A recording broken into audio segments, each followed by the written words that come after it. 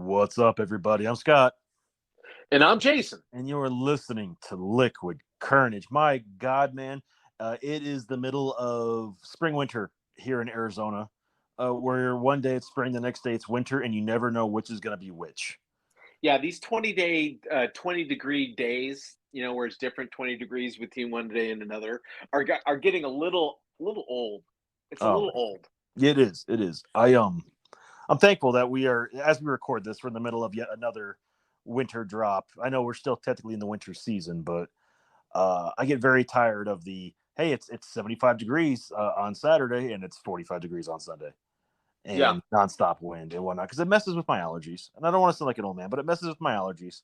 And now that I'm coaching baseball, I'm very happy that it's spring break. We have no practice because I'd be out there as we're recording this right now, just bitching at those kids because I'm cold. So I'm gonna make them miserable too.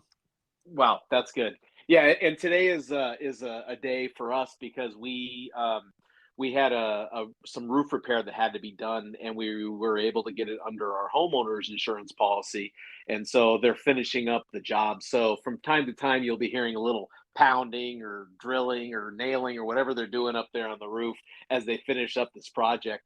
But so obviously, I'm excited that we're going to be having a new roof, though, because they showed me some pictures, Scott. Uh-huh. And man almighty, I'd never realized what kind of damage a roof can have that you never see because of the way that they put the shingles and the coverings and stuff. But I had holes in my roof and the wood on my roof literally the size of a basketball. It Uh, was insane. I was like, oh my gosh, I'm so glad we don't have big rain problems here in Phoenix because it would be awful. well, you got to figure though, if you go to like those rainforest countries and some third world countries where they have like the palm frond thatch roofs that keep all the water out, Yeah. that seems to work pretty well. I'm not sure why we don't have a similar version of that that's probably more sturdy and doesn't burn as fast. But I'm sure there's got to be a better way. It's 2022. Oh, I mean, think about this. I mean, when people used to make clay houses, right? Yeah. Make these clay houses, and it would keep the rain out. Well, wait a minute, that's mud. That's clay. I mean, that's not that's not something that should be able to you know be protected from water, but they do. So, I'm just glad that we got it fixed though, because now I'm like feeling more comfortable that if it does have a big rain, I'm not going to have water coming in the house. Yeah, I get that. It's funny you mention all this because I have a friend, Janice and I have been discussing, all right, long-term planning, like what are we looking at? Like if obviously we're going to stay in town for the next little bit because of her kids being ingratiated in the community. Um, I was like, so what part of town would we want to try to buy a property, and do we want to live in? Do we want to build because this is what we need for to meet our needs? And we have another friend who's going to build a house, and they're looking at having their house built with styrofoam, like that super dense styrofoam that they use for construction. Have you seen that? No. Yeah, apparently, it's a much cheaper, sturdier way to build a house. It's much better insulated. It's fire retardant, and like the average price of a house right now in Kingman is going for a new build is probably 250, $300 a square foot, and she was quoted about $180 a square foot using this stuff. Oh wow. So You know that's that's a that's kind pretty of dramatic interesting. price drop. Yeah. Yeah, my I'm gonna call him my brother-in-law. He is thinking about selling his house that he built from scratch, but it's the housing market's done very well, and so he's thinking about selling that house and then building himself a new house. But he's talking about building himself a house, one of these bale of hay, like hail bay or bale of hay houses, where Hmm. you take bales of hay and you build the basically the structure itself, and Yeah. then you put your wooden stuff around it to and use the bale of hay as your insulation for the same reasons that it's cheaper, but it's also a very good insulation from the cold and from the heat. Yeah. It's funny to me how there's some older ways and some more modern ways to get the housing world now that are much more cost efficient. And I think as prices continue to climb, people are going to become more cognizant of these and maybe include them. Because I talked to Janice about this. I was like, we need to watch to see how this goes because this could be a great avenue for us if this price is this level. and it's going to stay like $150 cheaper or whatnot than the regular price per build for what she was quoted at, then we need to look into it. But first, we got to find property, and there's a lot of firsts that come before that. But it's something to start thinking about as we get to that. Okay, we need to build a house stage.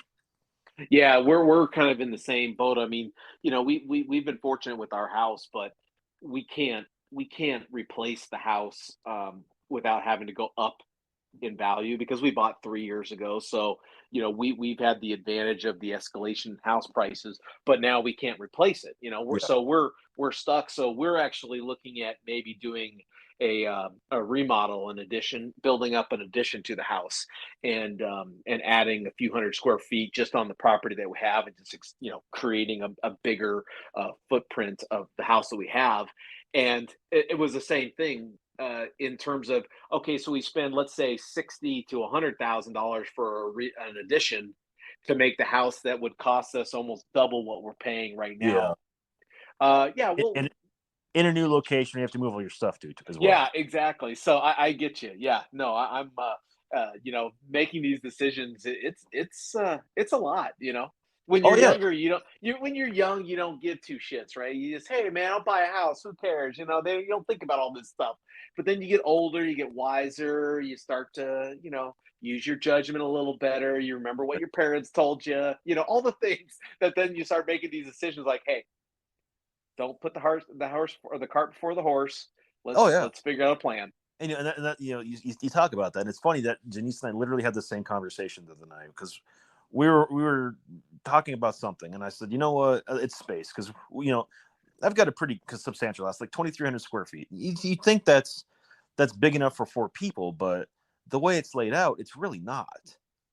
I Um, think that's a key part of it. The layout, 2,300 square foot laid out the way you need it is a lot different than 2,300 square foot. That's not, it's not appropriate for what you're trying to do. exactly, and we need a lot more storage. And I was telling her that, and I was like, listen, when we build a house one day, like we need a massive laundry slash mudroom slash pantry because I have a shit ton of like larger kitchen gadgets.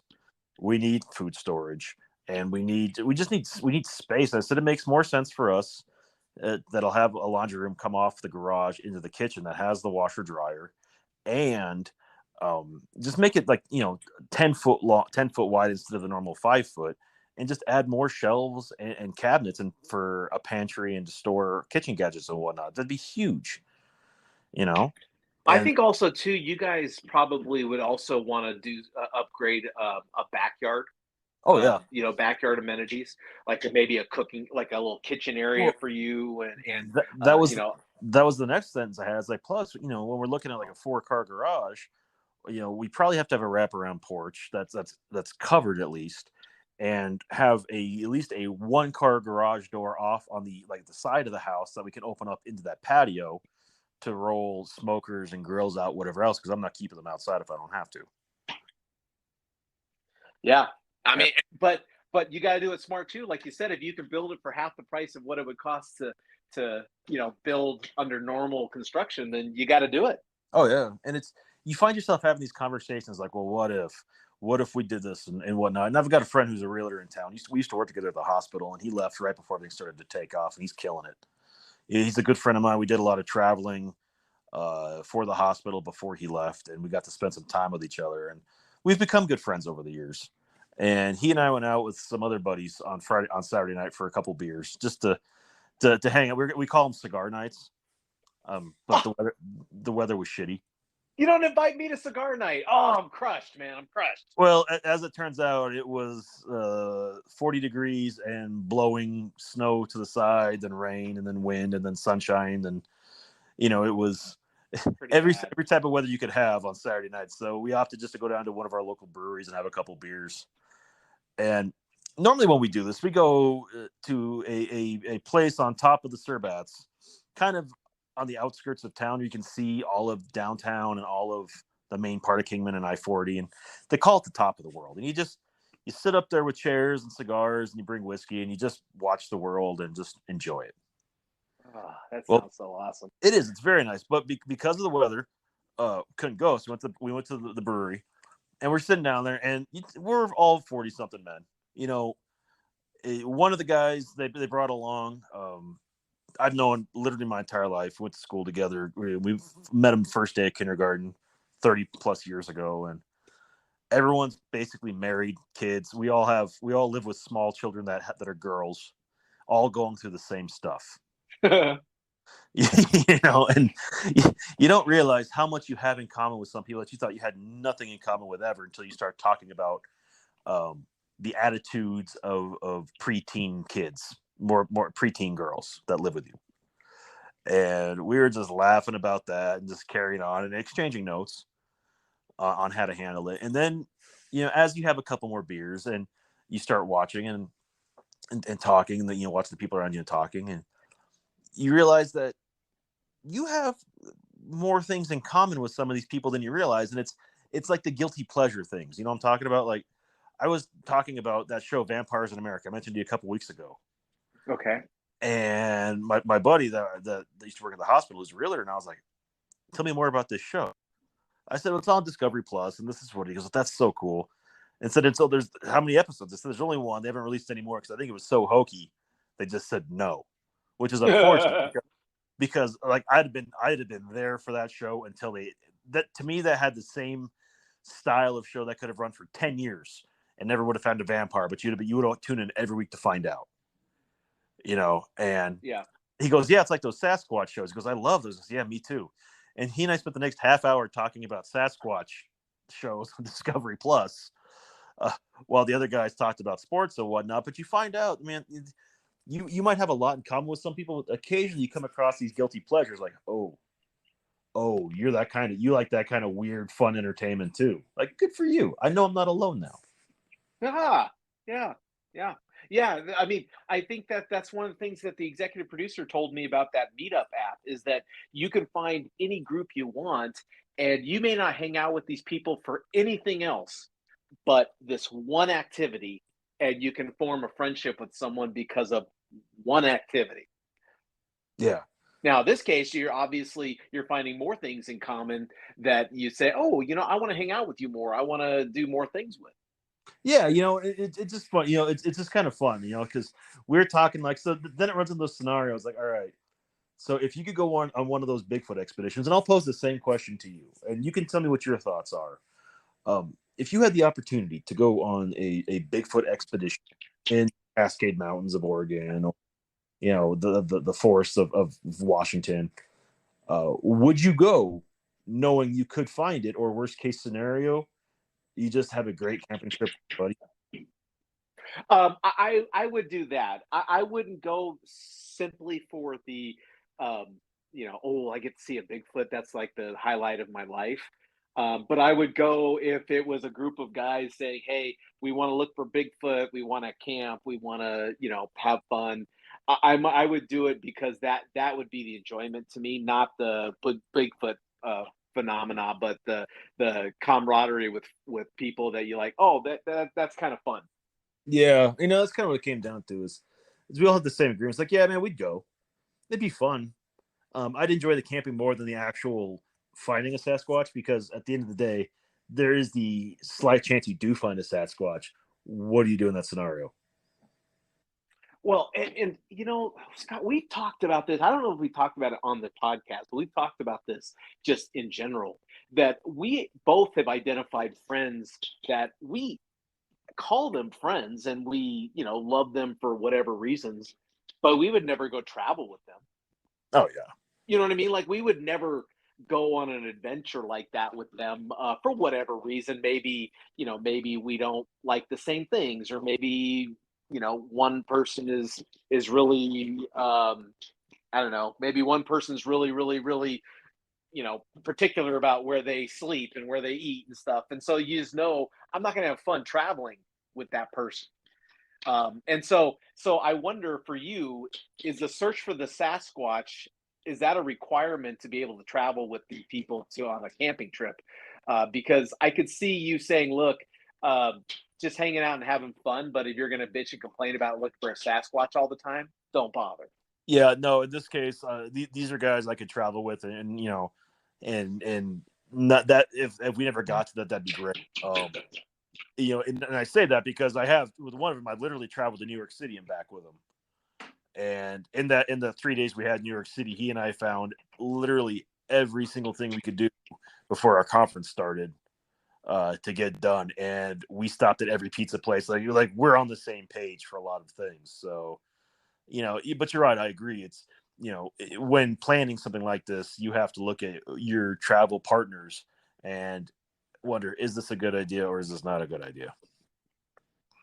Well, and that's the other thing too. Do you hang out with these people as couples? We have tried, but exactly. Okay, thank you. Well, no. That was the answer I was hoping for.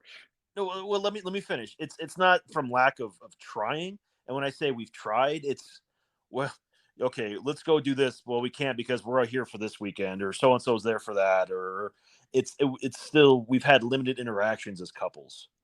But actual like full hangout nights have been few and far between because of the pandemic and just because of the schedule of small children.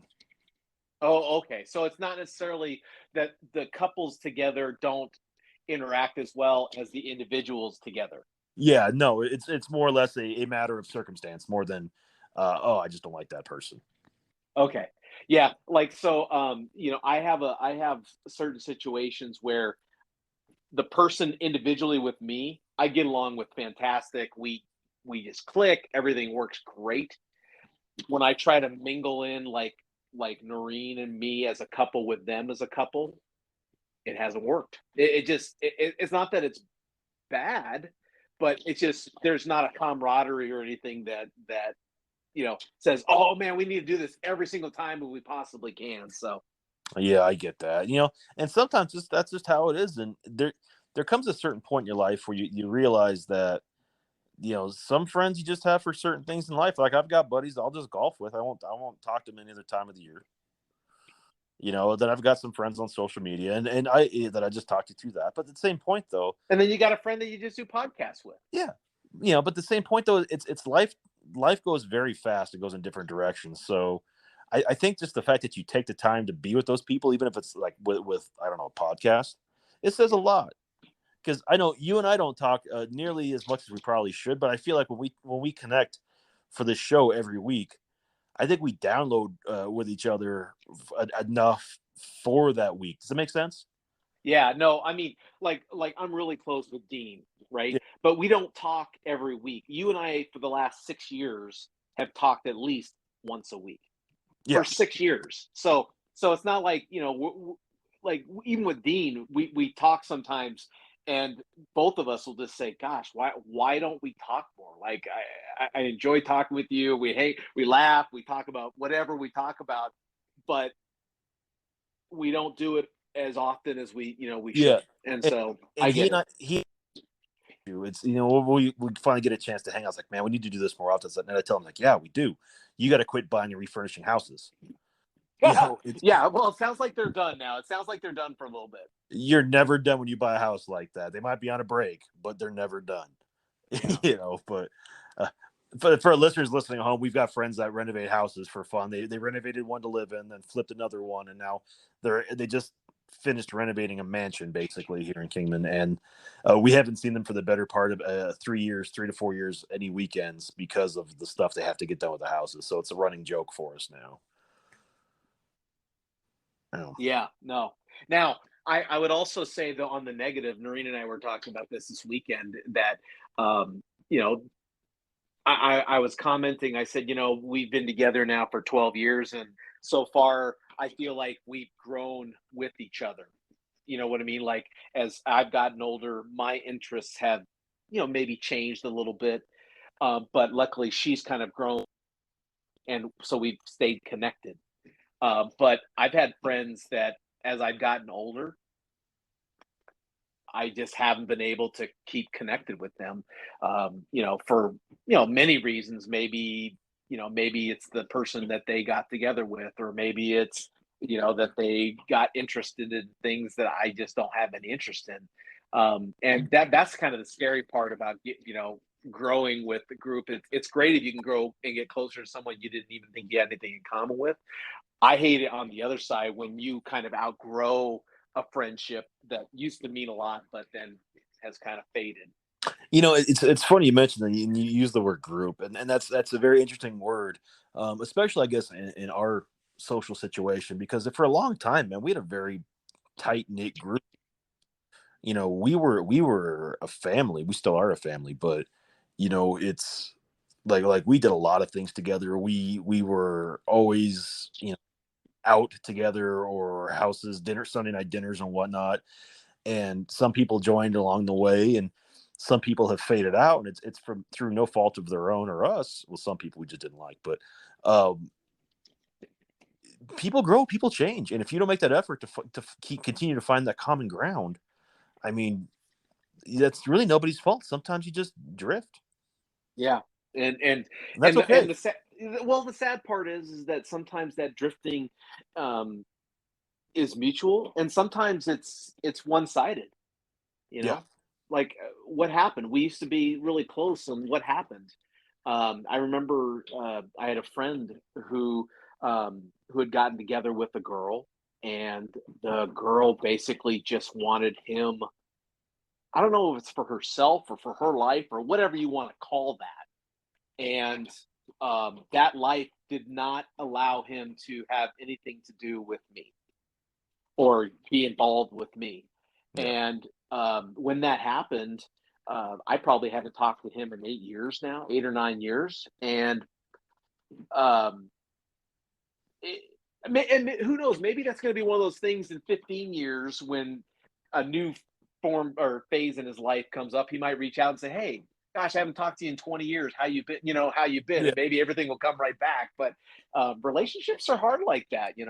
It's funny, yeah, because my college roommate Bruce and I, we've had a relationship like that where we were tight through high school and college roommates, and then we graduate.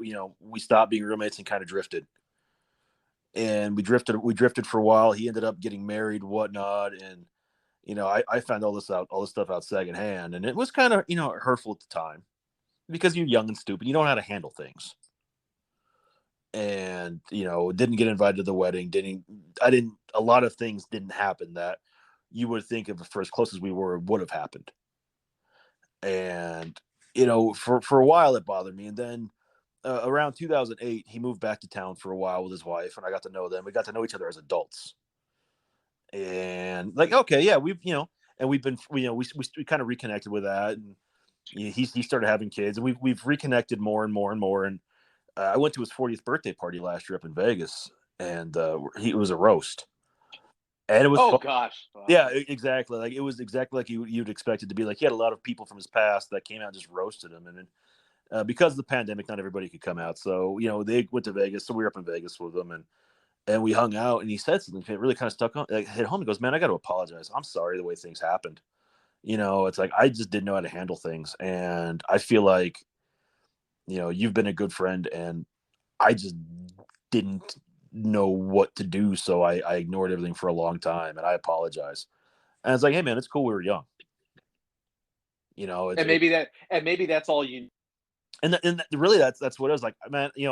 Like, I get it. Like, I'm not mad. Because what are you gonna do? As long as you're happy, it's not where we've been. It's where we're going. And he and I talk more now than we probably have in the last 10 years or so. And it's the random shit. Like, I'll text him 2 o'clock in the morning just for something random, and then he'll fire it back at him at a random time too. And it's the relationship we have. But we've had to evolve it, and Well, and I think that's yeah, important for evolve. growing up That's a too. good Yeah. word. It evolves. It evolves. It's like the relationship you and I have has evolved over the years too, in a lot of different ways. Yeah. And Yeah. you're right, because we've talked every week for the last 6 years. We're probably closer than we realize, but it might not be at the forefront. But yeah, we know we're there regardless. Does that make sense? I totally get that. I mean, my friend Pete, you know, I've known him since I was about 11 years old. So, almost 40 years I've known the man. And I started having a family and kids while he was single, right? So we kind of didn't have anything in common, and we didn't talk a lot. Then when I kind of got to a point where I was getting like past kids and ready to be single, he was starting the family. So he has now been doing that. But even if we'd go like 3 or 4 years not talking, and then all of a sudden he would call me or I would call him, and all of a sudden it was like nothing had stopped. I mean, nothing, no time had gone by. And you have a few relationships like that where it evolves, but the common thing that brings you guys to, or two people together or friends together, is always there, right? I mean, Yeah. and that's exactly right. Everything evolves. I truly think that's probably why some parents and children kind of have a rift at certain ages, that Yeah. as people get older, those rifts look smaller, right? Or those rifts are manageable because the parents have evolved and look at their child differently, or the children have evolved and they look at their parents differently. Well, And I think the important thing to point out in this situation too is also sometimes you don't realize how fast time flies, especially as you get older. Time goes by faster, and you might think, "Oh, I haven't talked to him that long. It hasn't been 3 or 4 years." And I was like, "Oh fuck, it's been 3 or 4 years." yeah, Because life is going. And if you're not in the forefront of that person's life, man, it's easy to get lost in the shuffle. And there's nothing wrong with it. It's just kind of what happens sometimes.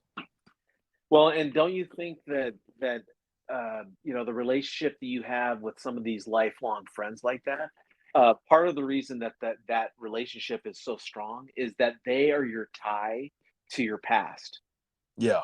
in the sense of the people like me knowing you will never be as fulfilled as someone like Bruce knowing you, because they know you when you were in high school or college, right? They Yeah. knew you back then. Different points of your life. So it means different. Right. No, absolutely. I agree Yeah. completely. I Yeah. think you don't realize how important those friends are because they remind you of who you were. But in that same respect, it's also important to appreciate the friends you have now because they remind you who you are and help decide shape who you're going to be.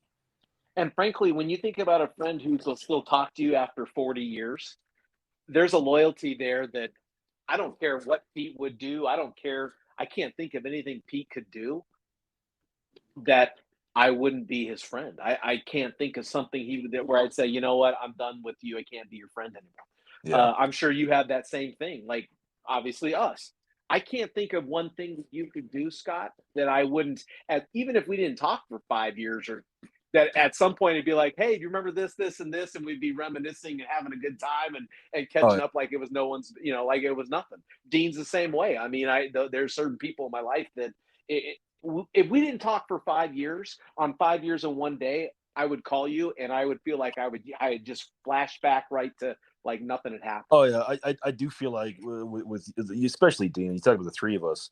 There's if we didn't talk for a while, there is no bar we couldn't walk into and have everybody rolling Oh yeah, by us doing our Rat Pack impersonation.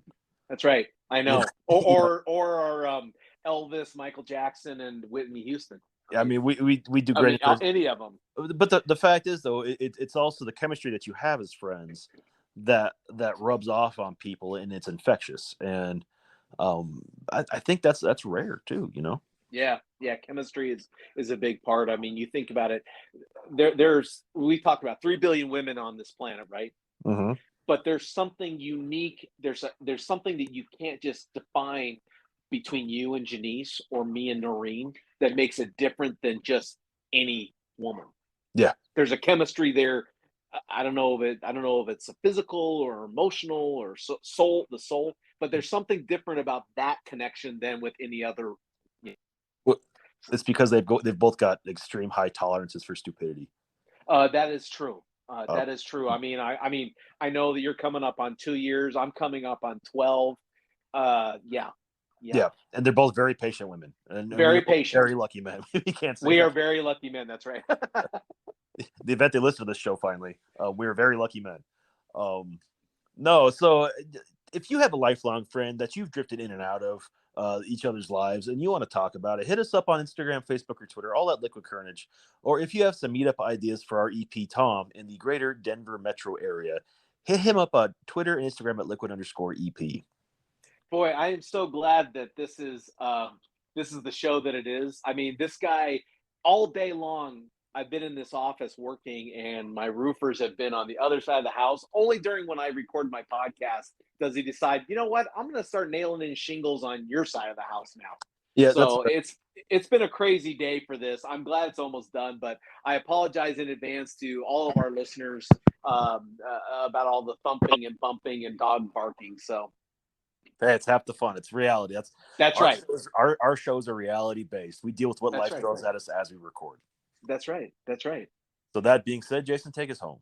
Hey, thanks for listening. Scott, as always, good friend, man. I appreciate you. Thanks for listening, everybody. That was Scott. I am Jason. And as always, if you never know quite what to say, just have yourself some Liquid Carnage.